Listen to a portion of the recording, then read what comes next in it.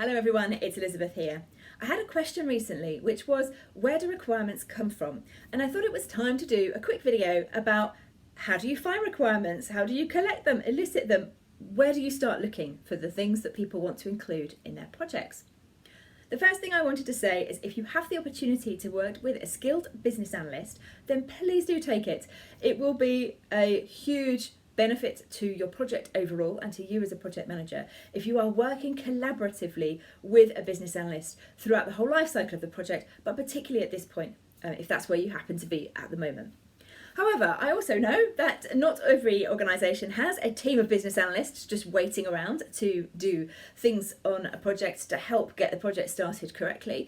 And if you are finding that actually requirements elicitation is something that is falling to you, then where do you start looking? Okay, there are some few places that you can start looking to flesh out the requirements for the project, which is all part of defining scope and making sure that the scope is agreed by the collective stakeholder community. First, you can look in the project management plan. There's probably information in there about what you're expected to do. So the business case, the project charter will also have high-level statements, you've probably written them, about what the project is going to do. So that's always a good starting point for that high-level view about scope.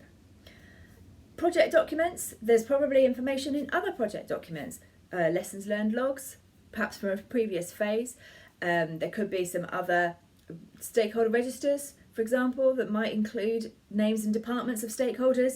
Those are people that you could go and talk to find out more about what they think the project is going to deliver for them. There's some more information perhaps in contracts. So if any contracts have been signed with third-party suppliers by this point, then inside that you might have a statement of work with detailed requirements about what they are going to be delivering on behalf of their organisation. So there might be some pieces in there that will give you a starting point to start thinking about those different types of requirements.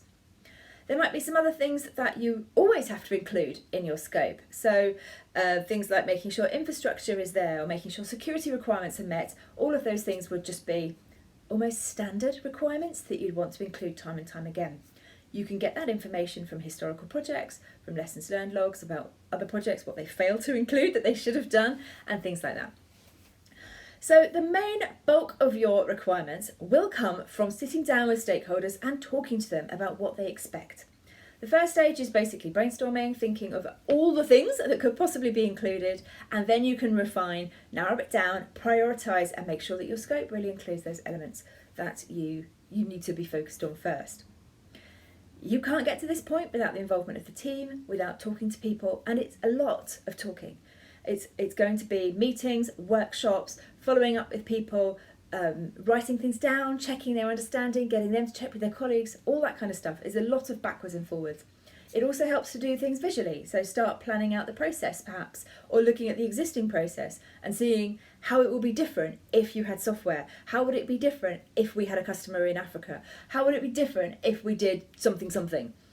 So what you can start thinking is what do we have now and how would it be different in the future?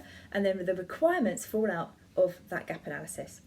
There's loads and loads of different ways that you can start thinking about requirements, but basically it comes down to sitting with people, talking to people, and working out exactly what it is that they want. You are a facilitator of the process, so you don't have to know what happens now, you don't have to know what they want, you just have to be able to ask them intelligent questions and get answers that will help you then define what the team is going to be working on. Alright, that's it for now. I'll see you in my next video. Bye.